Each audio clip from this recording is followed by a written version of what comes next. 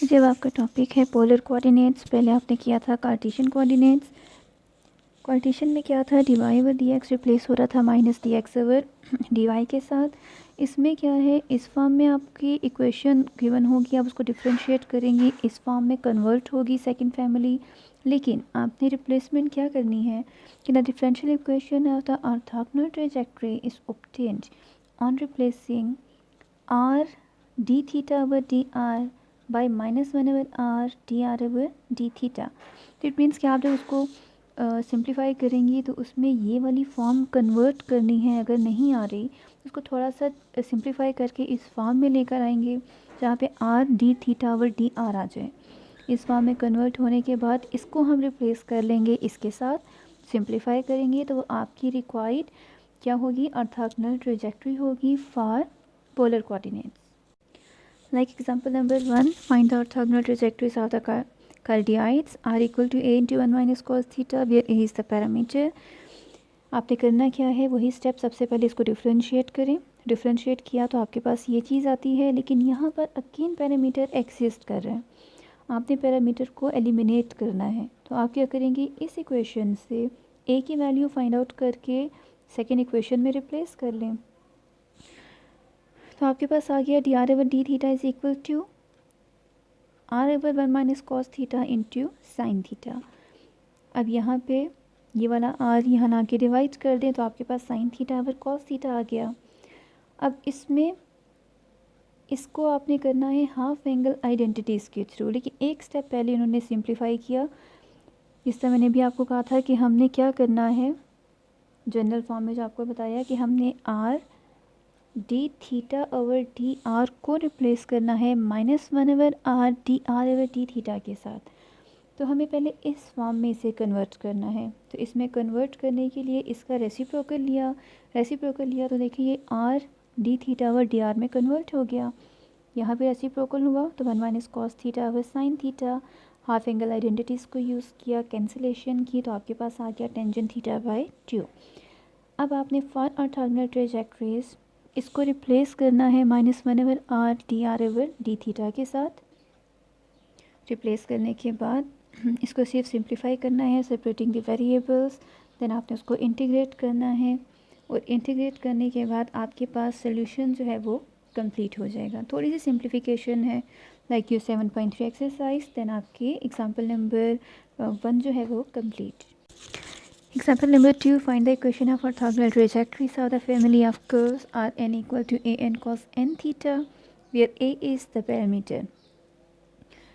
Equation आपको given है, आपने इसको सिंप्लीफाई करना है, n को नीचे लेके आएंगे थोड़ी सी सिंप्लीफिकेशन के लिए। तो क्या करेंगे, पावर को नीचे लाने के लिए आप लॉग अप्लाई करती हैं। यहाँ पे आ गया लॉग की प्रॉपर्टी से पावर इसके साथ मल्टीप्लाई हो गई, equal to log A into B का formula log A plus log B apply कर लिया इसके ऊपर। अगेन यहाँ पे पावर की प्रॉपर्टी अप्लाई हो गई, एन मल्टीप्लाई हो गया लॉग ए के साथ। अब आपने इसको डिफरेंशिएट करना है। अब आप इसको डिफरेंशिएट करें कंप्लीट इसको, तो एन भी कांस्टेंट है, लॉग ए भी कांस्टेंट है, वो ज़ीरो हो गया।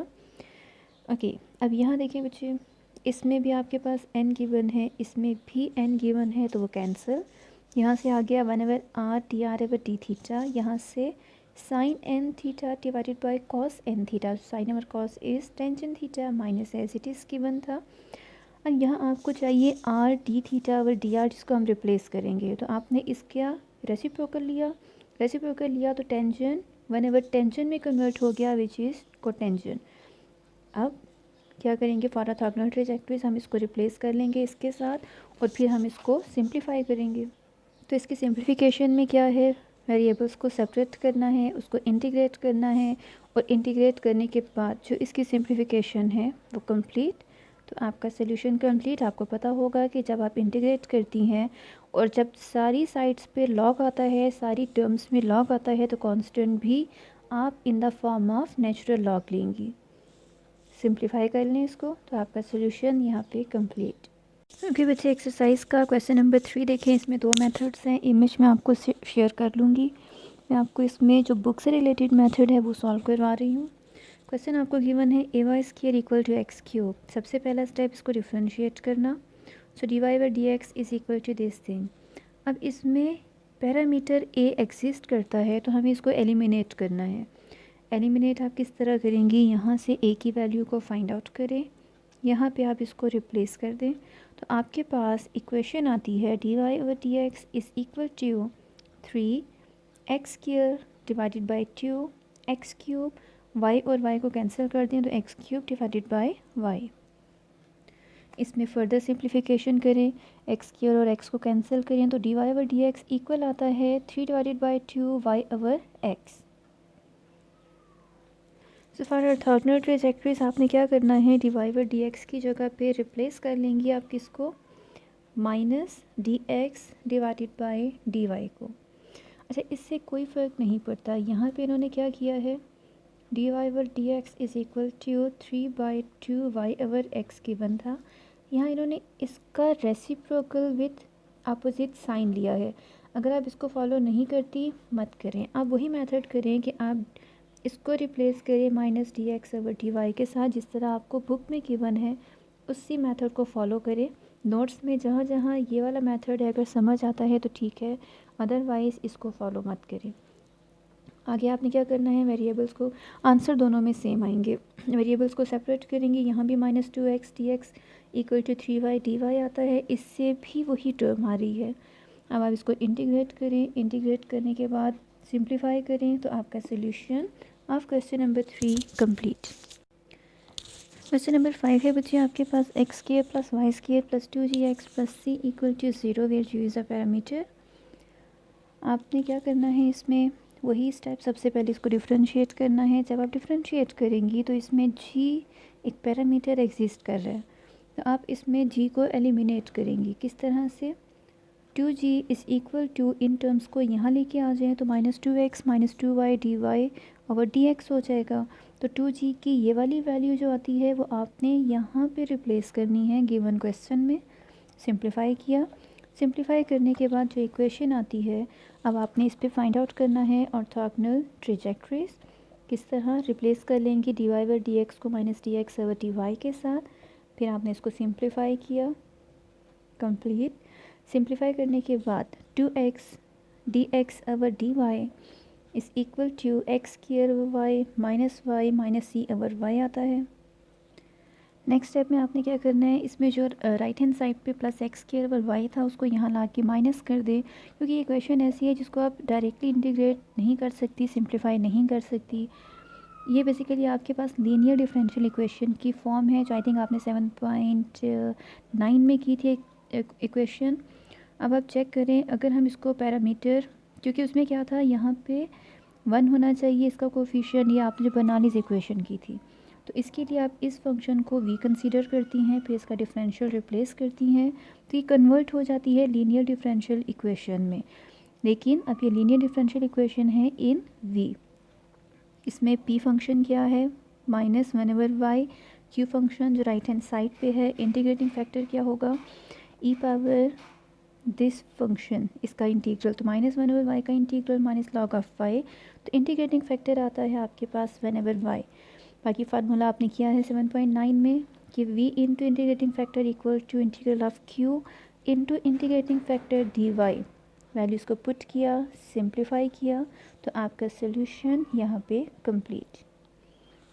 Thank you. ओके बच्चे, क्वेश्चन नंबर 11 में आपको एक्सप्लेन कर लेती हूँ।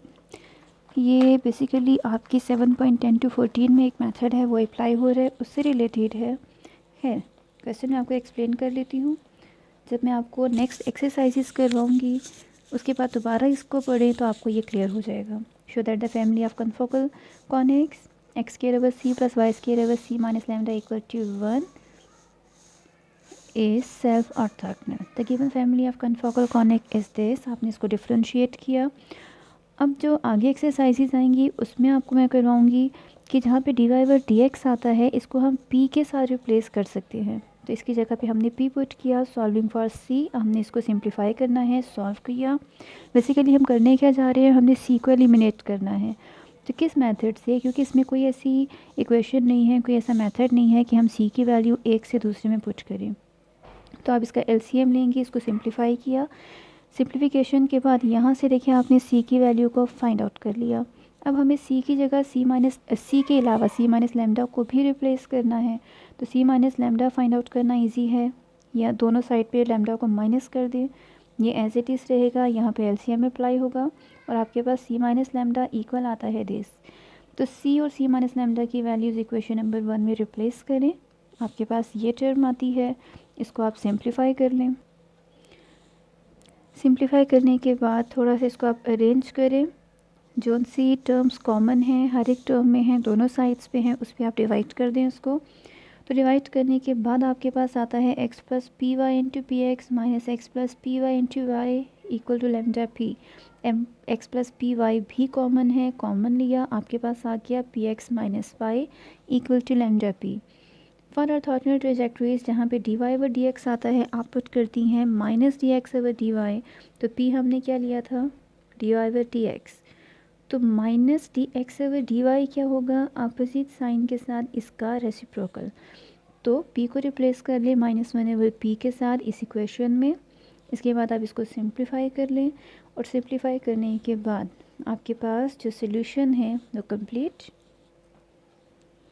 अब आपसे क्वेश्चन में डिमांड की गई थी कि सेल्फ ऑर्थोगोनल है या नहीं। इक्वेशन नंबर 2 देखें, आपके पास इसके इक्वल है।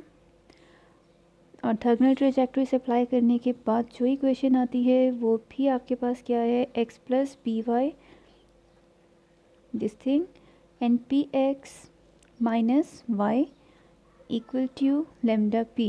So it means कि equation number 2 and 3 are equal to each other, तो ये क्या है, सेल्फ ऑर्थोगोनल है।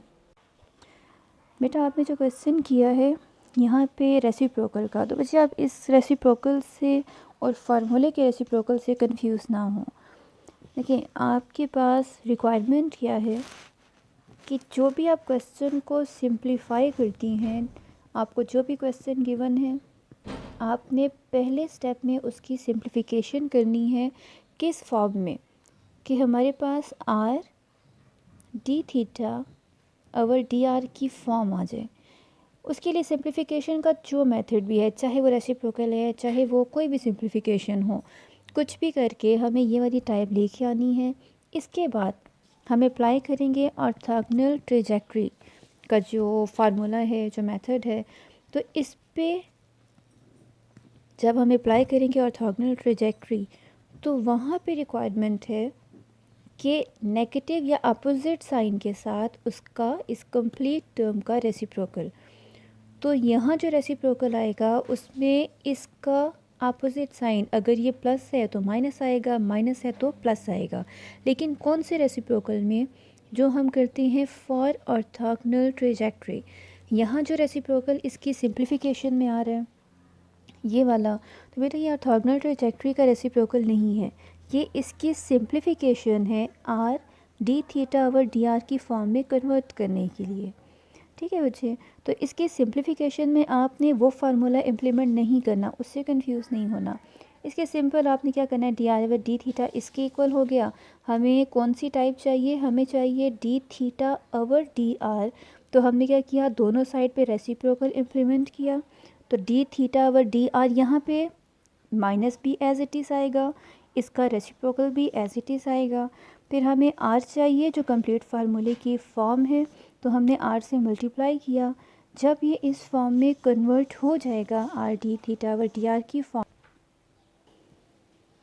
तो फिर आपने अप्लाई करना है ऑर्थोगोनल ट्रेजेक्टरी।